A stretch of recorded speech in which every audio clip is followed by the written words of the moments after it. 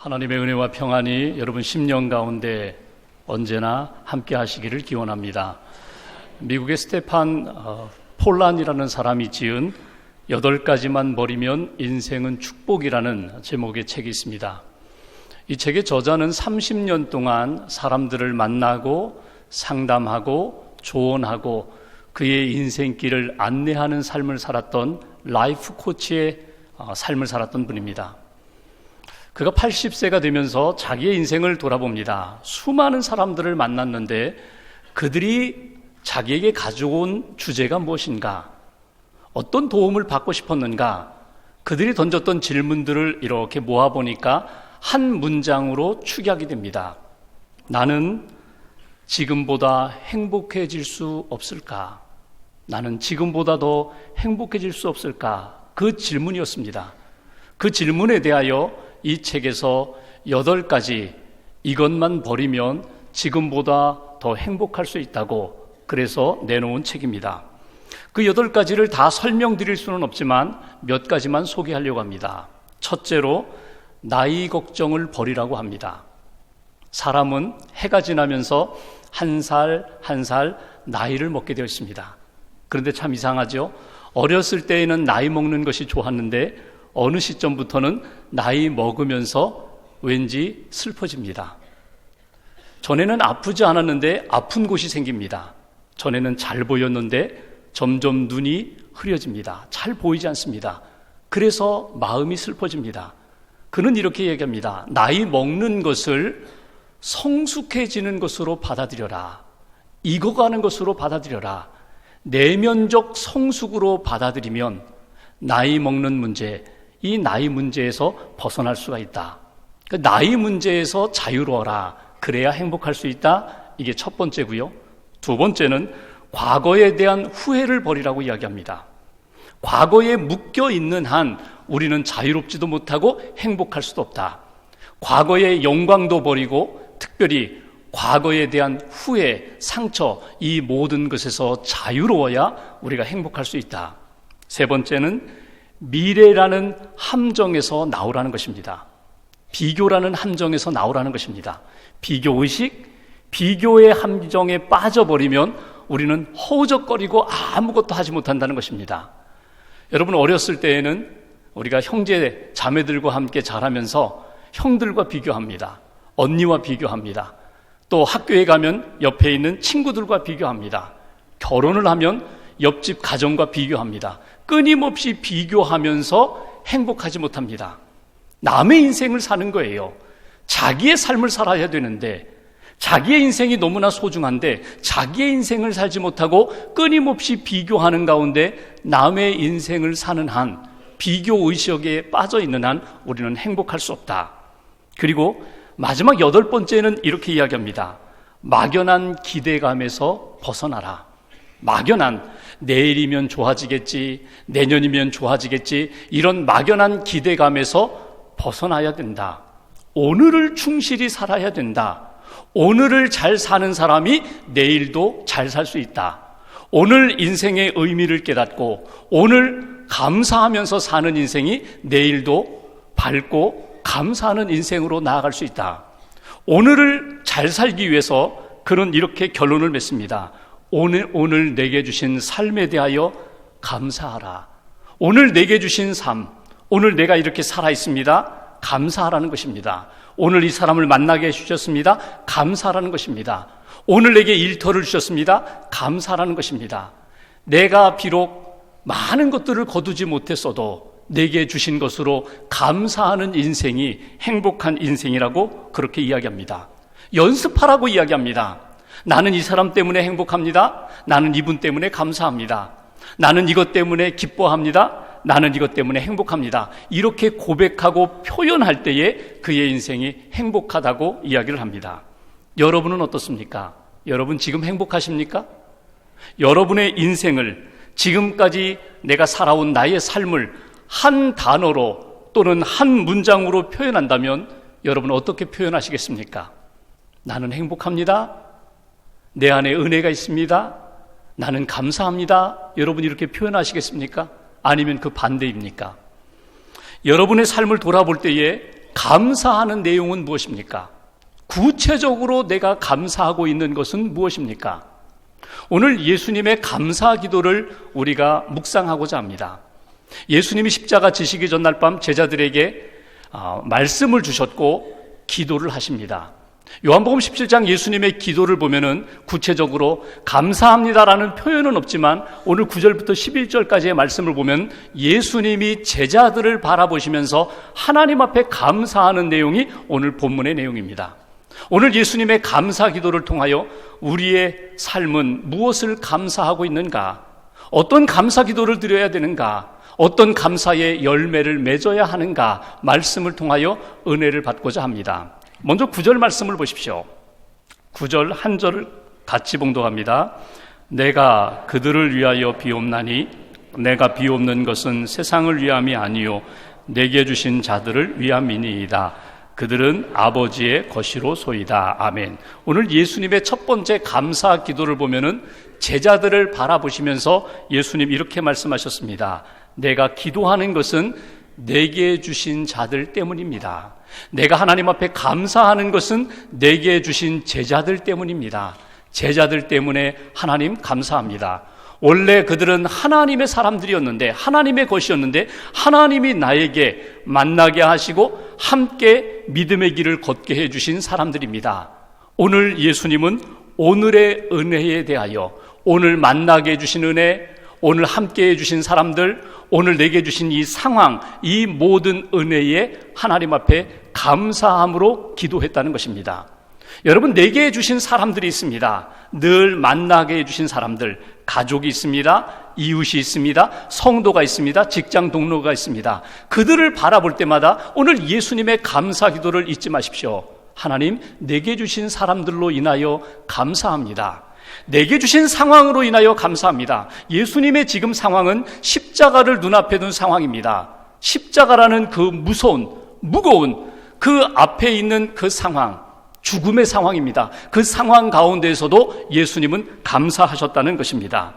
오늘 내게 주신 것, 여러분, 오늘은 하나님이 주신 선물입니다. 오늘이라는 시간, 그 시간 속에 내가 살아있다는 것, 만나게 해주신 것, 만나게 해주신 사람들, 내가 섬기는 사람들, 하나님의 눈으로 바라볼 때, 믿음의 눈으로 바라볼 때, 사랑의 눈으로 바라볼 때 그 모든 상황이, 모든 사람들이 하나님 앞에서 감사의 제목이 된다는 것입니다. 현대인들이 점점 잃어가는 것 중에 하나가 감사입니다. 10년, 20년 전에 비하면 오늘 우리의 삶은 너무나도 편리한 그런 삶을 살고 있습니다. 그럼에도 불구하고 옛날 어르신들에 비해서 우리는 너무나 감사가 인색합니다. 나 자신을 보더라도 그렇습니다. 내가 몇 년 전에 힘들 때에도 감사의 사람으로 섰었는데, 감사함으로 하나님 앞에 응답했는데, 오늘 우리의 삶에 보면은 감사가 너무나 메말라져 있는 나의 모습을 발견할 때가 많이 있습니다. 여러분, 감사를 회복하십시오. 어디서부터 회복해야 되는가? 하나님의 은혜, 생명 주셨습니다. 오늘이라는 시간을 주셨습니다. 만나게 해주셨고 내게 주신 이 모든 상황 속에서 하나님 감사합니다. 특별히 믿음의 사람들이 감사로 하나님 앞에 응답할 때에 놓치지 말아야 할 것이 있습니다. 그것은 오늘도 나와 함께 하시는 하나님, 임마누엘의 하나님을 붙잡고 우리는 감사해야 합니다. 찬양 속에 있는 것처럼 하나님 오늘 여기에 함께 계십니다. 하나님 오늘도 나와 함께 하십니다. 내 중심에 계시고 내 삶을 붙들어 주시는 그 하나님으로 인하여 감사합니다. 임마누엘의 하나님을 놓치지 않고 하나님으로 인하여 감사할 수 있는 믿음의 사람으로 다시 한번 회복되시기를 주님의 이름으로 기원합니다. 어떤 목사님이 부흥회를 가셨어요. 해외로 부흥 집회를 인도하러 가셨는데 첫날 저녁 집회 전에 식당에서 식사 대접을 받으셨어요. 그리고 이제 차를 타고 교회에 가서 첫날 저녁 집회를 인도하는데 차에 와보니까 도둑이 차 안에 있는 물건들을 다 가져갔어요. 목사님 가방도 가져가셨어요. 가슴이 철렁 내려앉았습니다. 그 안에 설교 원고가 있는데 오늘 저녁에 전할 말씀이 있고 한 주간 동안 집회의 원고가, 설교 원고가 거기에 다 있는데 그럼 나는 무슨 말씀을 전해야지? 어떻게 설교를 해야지? 어떻게 집회를 인도해야지? 앞이 캄캄했어요. 근데 그 순간에 하나님이 목사님 마음 가운데 이런 마음을 주셨어요. 너는 도대체 무엇을 의지하니? 설교 원고를 의지하니? 아니면 나를 의지하니? 설교 원고 잃어버렸다고 해서 너는 아직도 내가 너와 함께 하는데 나를 의지해야지, 나를 붙들어야지. 그래서 목사님이 기도하는 마음으로 강단에 올라가셨다고 해요. 난생 처음 설교 원고 없이 설교를 하시는데 그때처럼 그렇게 간절히 하나님의 이름을 부르면서 설교한 적이 없었다는 거예요. 여러분, 하나님을 잃어버리면 다 잃어버리는 것입니다. 헛된 것입니다. 모든 것을 다 갖추어도 하나님이 나와 함께 하신다는 임마누엘의 신앙을 잃어버리면 우리의 인생은 공허해질 수밖에 없어요.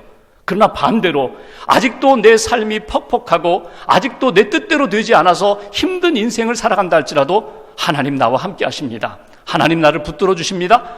하나님 내게 생명 주셨고 오늘이라는 시간을 주셨고 내게 만나게 해주신 사람들, 생각할 때마다, 아내를 바라볼 때마다, 남편을 바라볼 때마다 당신 때문에 너무 고마워. 하나님 감사합니다. 이런 아내를 주셔서 감사합니다. 이런 친구를 주셔서 감사합니다. 이런 이웃을 주셔서 감사합니다. 이렇게 하나님 앞에 내게 주신 것으로 오늘 감사할 수 있는 사람이 행복한 사람이고 하나님이 기뻐하시는 사람이라는 것.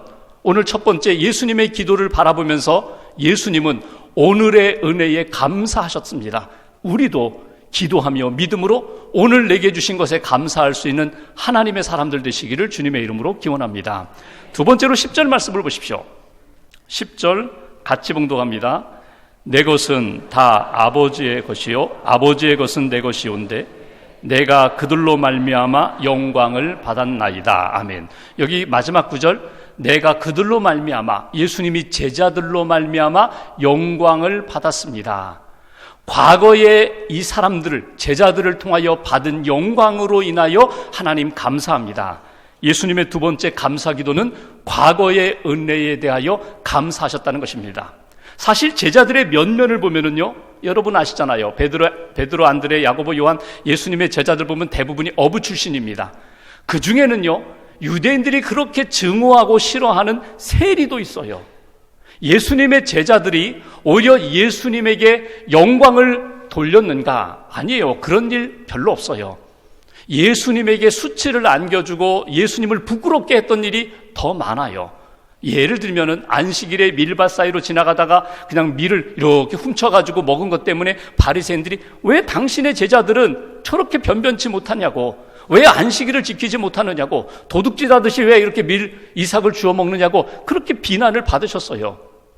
예수님이 변화산 위에 제자들과 함께 올라가셨을 때 산 아래에 남아있는 제자들, 어떤 아버지가 아들 하나를 데리고 오죠. 그 병든 아들, 귀신 들린 아들을 데려와 고쳐달라고 했을 때 그 밑에 산 아래에 있던 제자들이 그 병을 고치지 못했어요. 예수님이 내려오시자 그 아버지가 뭐랍니까? 당신의 제자들은 왜 이렇게 변변치 못하느냐고, 왜 이렇게 믿음이 없느냐고, 고치지 못하느냐고. 예수님에게 영광을 안겨주기보다는 오히려 예수님을 부끄럽게 했던 그 제자들인데도 예수님은 이렇게 말씀하십니다. 아버지, 저들로 인하여 제가 은혜를 받았습니다. 영광을 누렸습니다. 이게 예수님의 감사 기도입니다. 오늘 우리가 하나님 앞에서 기도할 제목, 하나님, 내게 주신 사람들, 내게 주신 사건들을 통하여 제가 은혜를 많이 받았습니다. 그분들의 은혜를 받았고 하나님의 은혜를 받았습니다. 그들을 통하여 제 믿음이 성장했습니다. 하나님께 더 가까이 갈 수 있었습니다. 하나님께 영광을 돌릴 수 있었습니다. 그렇게 기도할 수 있는 하나님의 사람, 특별히 여러분 예수 믿고 구원받은 분들은 나를 구원해 주신 하나님의 은혜를 여러분 놓쳐서는 안 돼요. 날마다 하나님, 나 같은 죄를 살려주신 그 은혜에 놀랍습니다. 하나님 감사합니다. 구원해 주신 은혜에도 감사해야 되고, 또 하나, 과거에 있었던 나의 아픔과 상처, 그 잊을 수 없는 사건, 그 사건과 육체의 가시로 인하여 오히려 하나님 앞에 감사하셔야 돼요. 왜냐하면 그때 그 사건이 있었기 때문에 교회에 나올 수 있었고, 그때 그 사건이 있었기 때문에 겸손할 수 있었고, 기도할 수 있었고, 하나님 앞에 거룩한 길을 걸어갈 수 있었다는 것, 여러분 잊지 않고 하나님 앞에 감사할 수 있어야 합니다. 하나님, 상처가 아니라, 그때의 그 아픔이 아니라 오히려 그것이 내게는 믿음의 약이 되었습니다. 하나님 감사합니다. 지금은 하늘나라 가셨는데 이상근이라는 목사님이 계세요. 대구 지역에서 목회하시고 자라고 성장하시고 대구제일교회에서 목회하신 목사님이신데, 이분이 16살 때에 발에 병이 났어요. 발병이 났어요. 본인이 달성공원에 가가지고 40일 동안 하나님 앞에 매달려 아주 작정 기도를 했는데도 하나님이 고쳐주지 않으셨어요.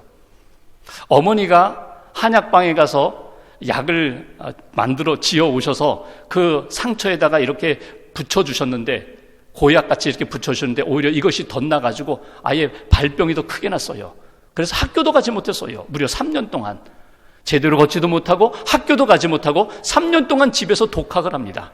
교과서 읽으며 독학했어요. 그때 집에서 학교의 교과서만 읽은 것이 아니라 성경책을 읽었어요. 창세기부터 요한계시록까지 몇 번을 읽었는지 몰라요. 자주 읽다 보니까 그 말씀이 암기가 되고 성경 전체를 꿰뚫을 수 있는 그런 믿음의 관점이 생겼어요. 그 어린 나이에. 그가 나중에 신학교에 가서 목사가 되고 신학자가 되고 그리고 성경학자가 되어서 그렇게 힘들게 어려웠던 시절 오히려 은혜입니다. 그러면서 목회를 하셨는데 60년 목회를 하신 다음에 60여 년 동안 지난 다음에 그분이 은퇴하시고 나서 가끔씩 이 발병이 아직도 낫질 않아서 의사 선생님하고 이렇게 이야기하다 보니까 그 의사 선생님이 그래요. 아니 목사님 정밀검사 한번 받아보시죠. 왜 그렇게 평생 고생하며 사셨어요? 그래서 가서 사진 찍어보고 정밀검사 했더니 발 뒤꿈치에 머리카락 굵기에 1cm 철사가 발에 박혀 있는 거예요. 그러니까 어렸을 때 맨발로 뛰놀다가 그 박힌 철사, 그것 때문에 발병이 나서 60년 고생을 한 거예요. 그 외과 수술로다가 그 철사를 빼내니까 고침 받은 거죠. 그 철사를 붙잡고 이상근 목사님이 이렇게 고백했다는 거예요. 이게 제게 은혜입니다. 이것 때문에 제가 비록 학교는 3년 다니지 못했지만 성경을 읽을 수 있었고 기도할 수 있었고 하나님 앞에 겸손하게 살 수 있었다고. 여러분 지난 시간들 가운데 여러분 가슴 가운데 여러분 삶 가운데 주어진 상처와 아픔이 오히려 하나님 앞에 감사의 기도 제목 된다는 사실을 여러분 놓치지 마십시오. 사도 바울이 그랬습니다.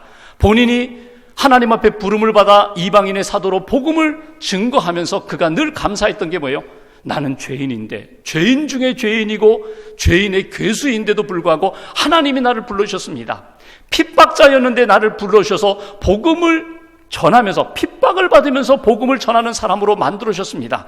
과거에 나 같은 죄인을 하나님이 구원해 주신 것에 대하여 평생 감사했던 것처럼 오늘 예수님이 제자들을 바라보시면서 이 사람들로 인하여 은혜도 받고 이 사람들로 인하여 영광을 받았습니다. 그 예수님의 기도 제목이 오늘 저와 여러분들의 감사의 제목이 되시기를 주님의 이름으로 기원합니다. 마지막 11절 한 절 보십시오. 예수님의 감사 제목 기도를 봅니다. 11절 같이 봉독합니다. 나는 세상에 더 있지 아니하오나 그들은 세상에 있사옵고 나는 아버지께로 가옵나니 거룩하신 아버지여 내게 주신 아버지의 이름으로 그들을 보존하사 우리와 같이 그들도 하나가 되게 하옵소서. 아멘. 여기 앞부분에 보시면 나는 이제 더 이상 세상에 있지 않습니다. 나는 십자가를 지고 부활 승천하여 하나님께로 갑니다. 그런데 그들은, 제자들은 세상에 남아 있습니다. 남아있는 제자들을 바라보면서 하나님 감사합니다. 이게 기도 제목이에요. 여러분 지금 상황을 보면요 답답해요. 아직도 제자들은요 예수님의 십자가의 뜻도 헤아리지 못해요. 근데 예수님이 오늘의 제자들의 상황만 바라본 것이 아니라 미래의 제자들이 성령을 받고 땅끝까지 주의 복음을 증거하는 미래의 삶을 믿음으로 바라보시면서 감사하셨다는 거예요. 예수님의 감사의 기도 제목은 미래의 은혜에 대하여 감사합니다.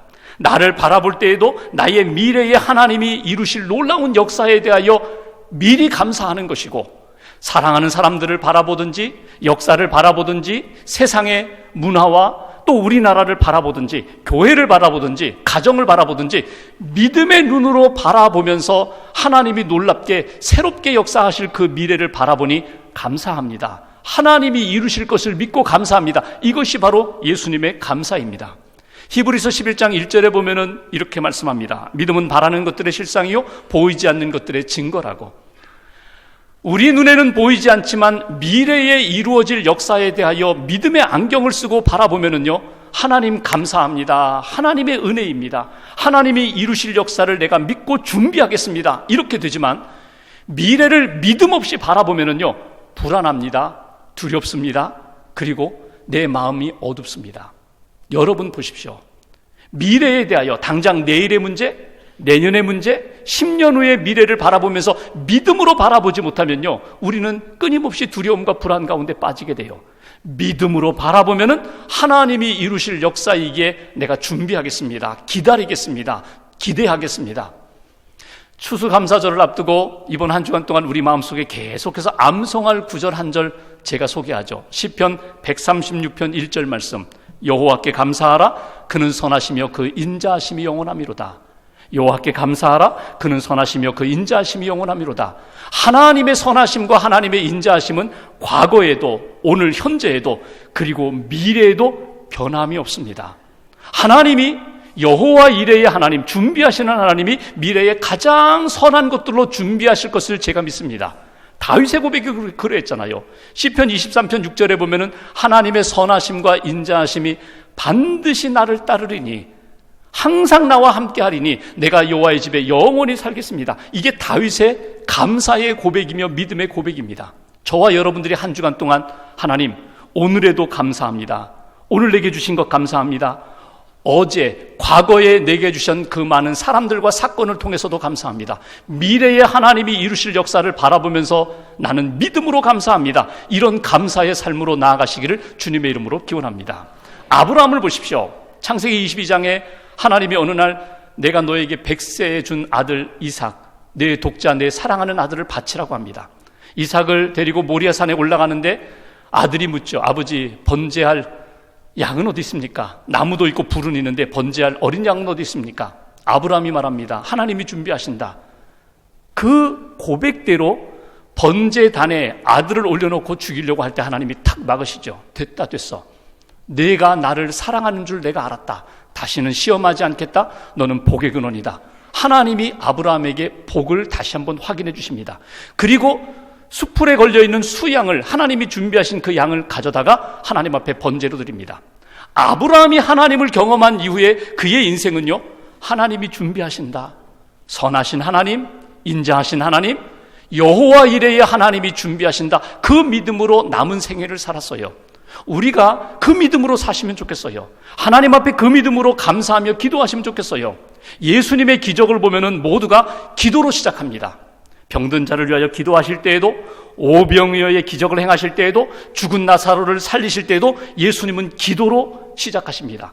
기도로 시작하셔서 하나님의 기적을 경험하게 하십니다. 그런데 예수님의 그 기도를 보십시오.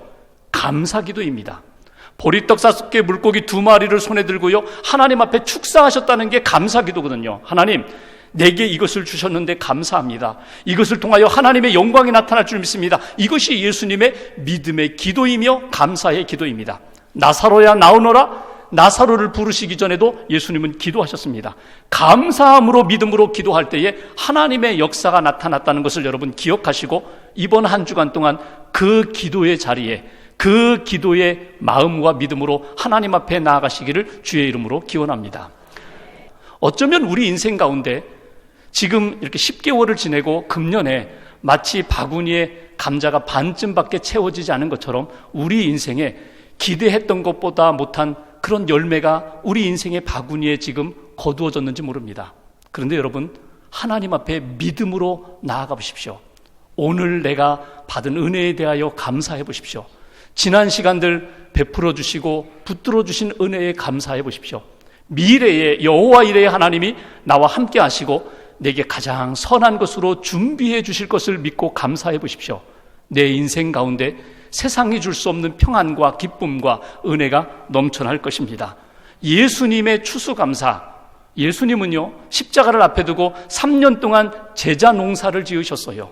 그리고 제자들을 바라보시면서 아직도 부족한 제자들 앞에 오히려 하나님 감사합니다. 내게 주신 사람들로 감사합니다. 그들로 은혜를 받았고 영광 받았습니다. 이들로 인하여 하나님의 큰 역사가 있음을 믿고 감사하셨습니다.